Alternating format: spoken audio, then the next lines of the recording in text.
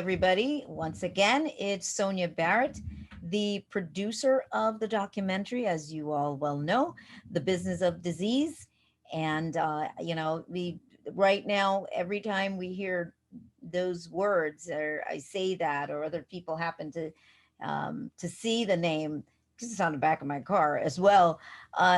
It's such a perfect time to discuss this information, and every time is always the perfect time to discuss this information.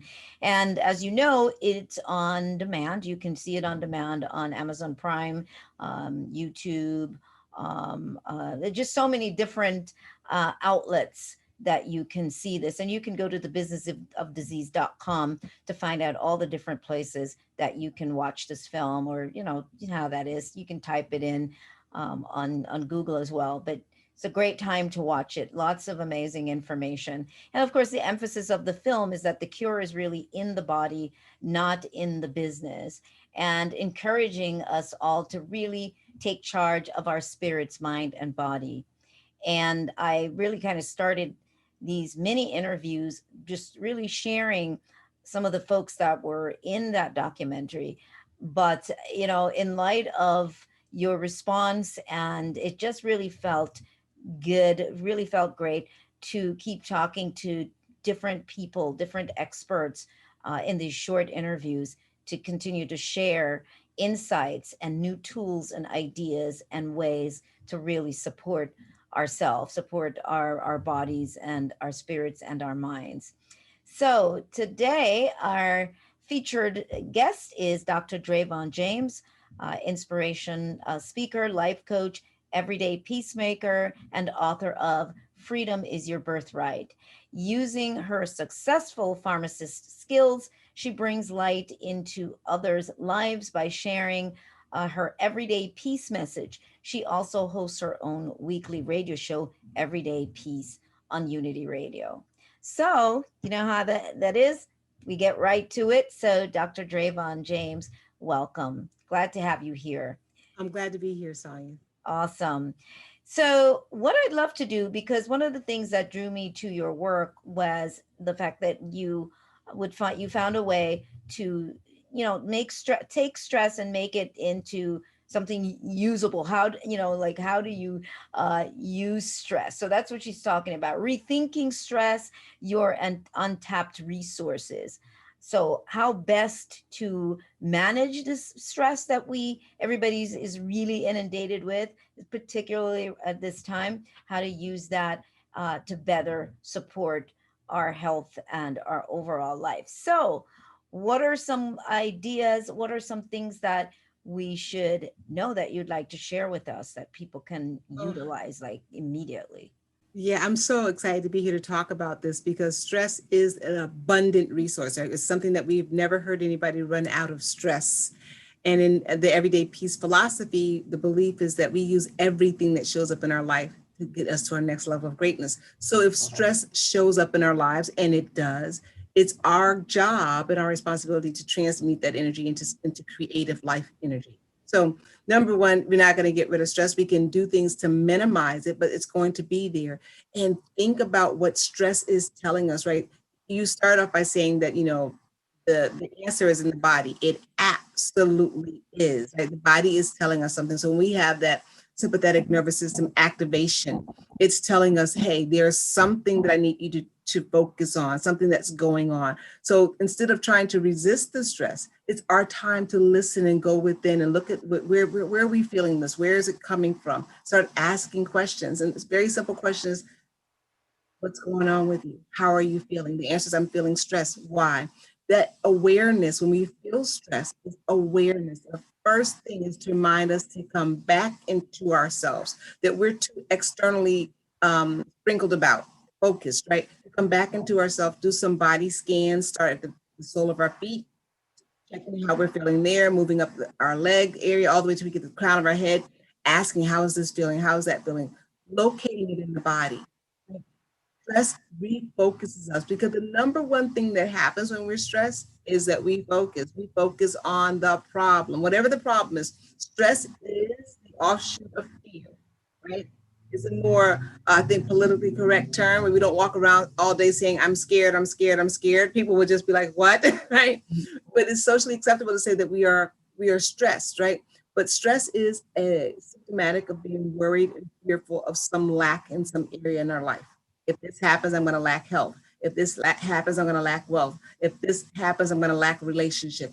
It is a fear of something. So going in and this is the time to go in and self-soothe and to remind ourselves again about self-awareness and self-soothing and developing a relationship with ourselves. So we're reminding ourselves that everything we really need in this moment we have. We know that because we are in this moment. Stress is trying to bring us back to the present moment.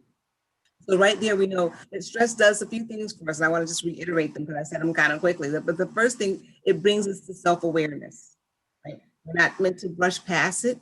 We're meant to sit with it for a moment, find out what the source of it is, discover parts of ourselves, right? Stress causes focus. Now, this is the point of transmutation. We're going to switch that focus from being externally focused to internally focused. Again, more self-awareness, more self-relationship. What is it I'm afraid of? Mm. What is it that I'm worried that there's going to be a lack of? The ego is always worried about lack, about not having enough, not being the last man or woman standing, right? Being outdone, being left alone, right? So we have to go back again. All these journeys, as I say when I talk to people and I coach people, that the journey is to take us home. All roads lead home, right? This is where this journey is taking us home. And that home is back into self, understanding self so we can give from a place of true service. So you were saying something about stress. There were some steps there that I think you were giving. Yeah, 3 steps about stress, what we can do with stress, right? And those 3 steps are self-awareness, going when we feel ourselves getting stressed to go into self and find out where the stress is residing in the body, right? So, and I love to do body scans for that, starting at the sole of our feet, because stress causes us to tense up and to get really restrictive so we don't let anything out, we don't let anything in. That's the body trying to protect us, creating a human barrier. So when we start asking ourselves, looking at this, putting our energy and our attention on the soles of our feet and saying, how are my feet feeling? Are they relaxed? How are my ankles? Are they relaxed? We're trying to locate within, and we're focusing our energy inward. Inward. We're coming back into the body, which is so very important. We're leaving the mind and coming into the body where the truth is, right? Because the mind does all kinds of tricks and wants us to negotiate a lot of things. The body is very truthful. So we come back into the body. So stress helps us do that. We become aware. We say, okay, I feel stressed. We go into the body. The number 2 thing is that stress is focus. It is focused on worry, right? It is when you are stressed, you are hyper focused. We can turn that hyper focus into hyper creativity by simply reminding ourselves that we are safe in this moment, becoming present in this moment. So stress helps us to do that. We already have the skill of focus. Stress is focused on fear of lack, of loss of love, loss of money, loss of relationship, loss of health, all that loss. We come back to the moment and say, in this moment, I acknowledge that I am safe in this moment, the only moment that exists, right? Stress also, and I didn't use this exact phrase, but I want to here, stress gives us the opportunity for self-love. That's what it's asking us to do. It is our body saying, I need attention. I need you to withdraw back into me, not isolating in that way, but to revalidate that I am enough in this moment. To use stress energy for transmutation into creative energy. It really works if we come back into the body. It reminds us to come back into the body. Absolutely, absolutely. You said so many great, so many key points there, and just letting our audience know. Yes, we know there is some distortion in some of what was said, but I think that you will gather enough information from what was said here. So, and we'll definitely have her back again as well, as she's been on the show on the expansion zones a few times already. But I really wanted you to target stress because one, yes, you've talked about it, but you're right, it is the one thing that we don't have to worry about running out of. if anything, that's the one thing that you're trying to get throw away. And Right. it is so much fear of deficiency, of being, in a deficit, constant deficit of something.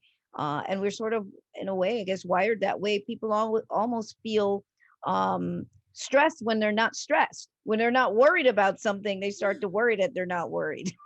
Because our brains, even though they are the most advanced technology on the planet, they're also the most primitive technology on the planet too. In that it remembers back in the caveman time when you had to fight for food and there was a Survival. right, so it's a survival thing. And we have to constantly bring ourselves to the Hmm. present moment and realize I have enough in this moment. Right. And Absolutely. but the brain is so worried that, if I compromise, if it looks like I'm losing, I won't survive in the next Right. moment. So stress really is that helper for us to remain in the present moment. We feel ourselves getting stressed, to come back and ask ourselves stabilizing questions. In this moment, am I safe? In this moment, is there anything to fear? Absolutely. Well, I thank you so much. These are, like I said, short and sweet, just enough for what somebody might need in the moment. And so I thank you. And also your website. How can, if anybody wants to connect with you, find out more about your work, what's your website? It's drdravonjames.com. Just my name, DR for doctor, and then Dravon, D-R-A-V for victory, O-N, James.com. All right. I thank you so much. And I think that wraps it up for now. And just reminding everybody to visit thebusinessofdisease.com for further details. And of course, I do encourage you to get those t-shirts that say the cure is in the body, not in the business. You want to wear that.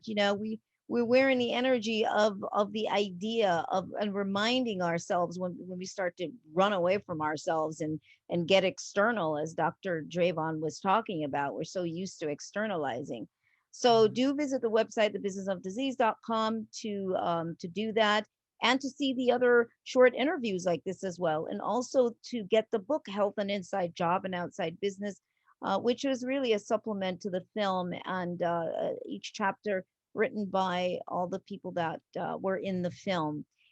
All right, thebusinessofdisease.com one more time. That's it. So until the next video, the next guest, thank you so much for watching, and do share with others. Take care.